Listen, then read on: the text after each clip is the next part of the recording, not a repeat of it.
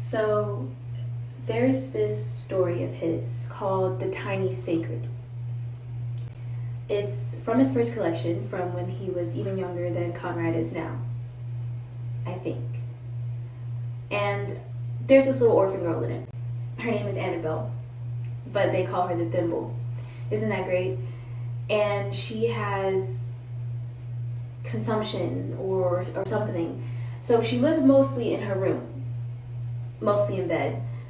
And she creates these imaginary worlds within worlds with the swirls on her bedspread and things like that. But when things are particularly bleak, she does the hope dance. All alone on her bed, the hope dance. Don't you love that? So, when I was maybe 10 or 11, after one particularly terrible day,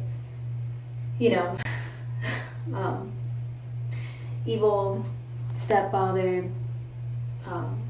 drunken rage, poor me, blah, blah, blah. One night I just got up on my bed in the middle of the night and I did it. I did the hope dance and I instantly felt better. He gave that to me. He gave me that gift.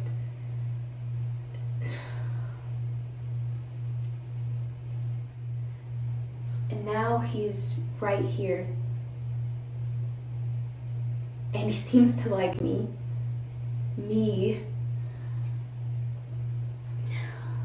Well, we were talking last night, and I actually got weak in the knees.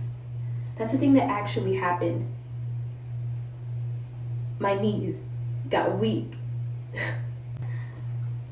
And he touched my arm right here for like 2 seconds, and I swear it burned me.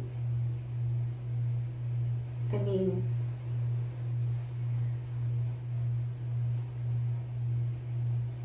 what am I supposed to do with that?